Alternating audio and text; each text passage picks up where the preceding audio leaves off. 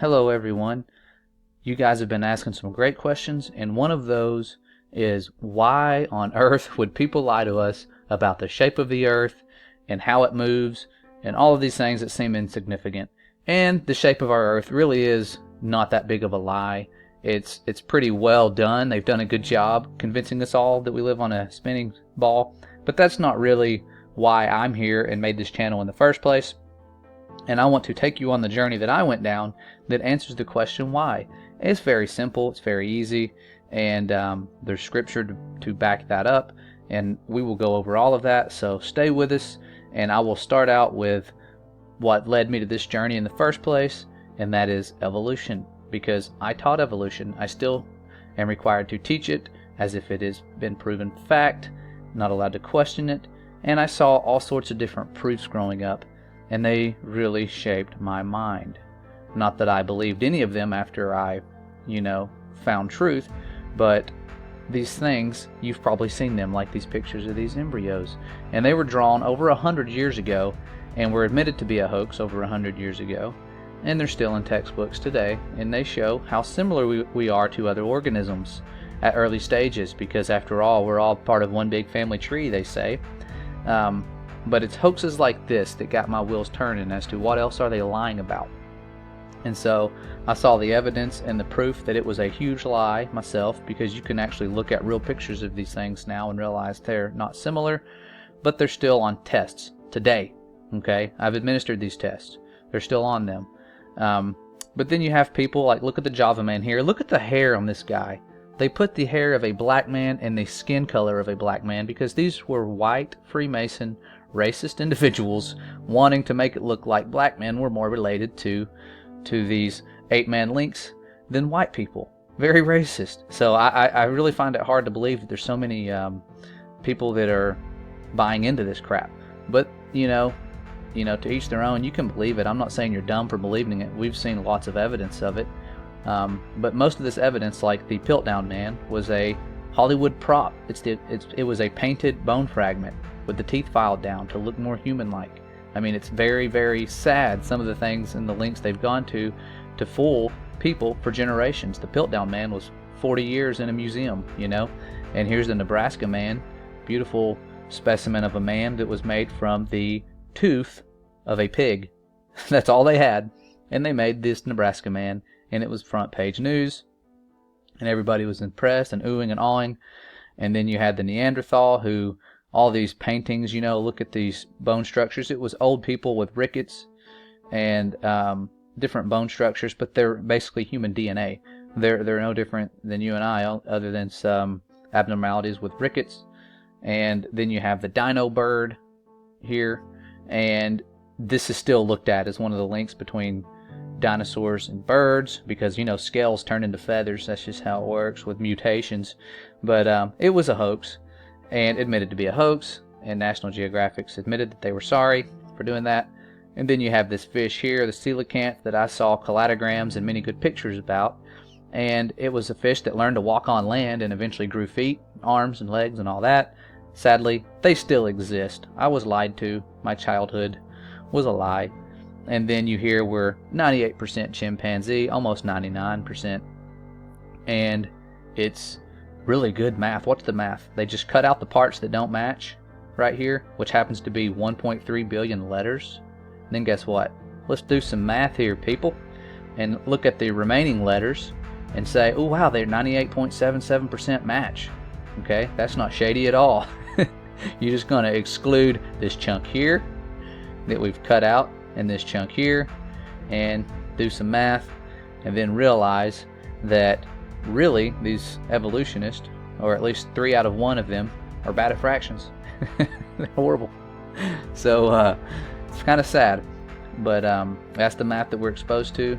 And then you look at the first cell that appeared 3.8 billion years ago, even though we don't have the cell fossil to prove it. 3.8 billion years ago, and since then 5 billion species have occurred through macroevolution. Very slow process. That's still more than 1 species per year, but most of these species occurred after the dinosaurs, with 700 species of dinosaurs being known. So to find out how many species per year would arise, You do some simple math, and it's around 77 species per year. So definitely not what we've thought was slow. Evolution's really fast. We should be studying it with time lapse. But why all the fraud, you say? Why lie about this? Because we do not need to know how loved we are. We're not allowed to talk about creation or how special we are. And you can't convince little people of this if you don't teach it to them at an early age. Okay? But then I started looking at the math of the cells, the statistics here. Okay? Each cell has about 1 billion phospholipids. These phospholipids are only made in the cells. Okay? And what are the chances of 1 billion of these, 3.8 billion years ago, just existing on their own, finding DNA and wrapping around it to make a cell? Self-replicating DNA. There's no chance of that. Okay? DNA is very intricate. We have animations now that show us how awesome creation is, that there is intelligent design behind this. And there's a book that actually has evidence that it's accurate, that's been found and preserved in the Dead Sea Scrolls, that talked about creation. And it talked about an ark, Noah's Ark. And it sounds funny, it sounds comical, they make it seem like such a joke. But the ark was found and verified and is a national park in Turkey. I didn't know this. Okay, this thing has hardly any visitors. It's still there. You can go see it. The measurements are 100% accurate. There are metals used in this thing that we didn't even know mankind had access to back then. And it's a giant megastructure. It is phenomenal. Okay, it's found. We'll leave a link in the description so you can explore this yourself. If you've never heard of it, quite impressive. Okay, and it's still there. You can go visit this thing. Okay, it's still there for now.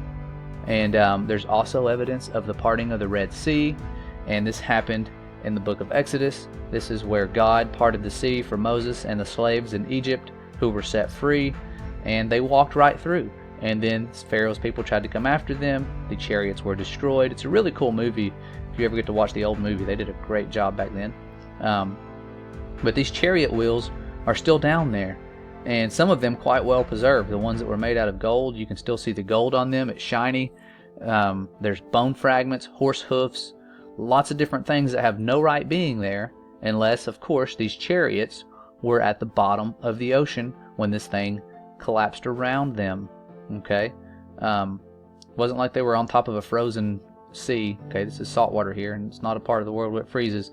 But you look at this, they're still there. These people found them. Some people were trying to debunk this, and they found evidence that defied their belief. Okay, so here's these wheels.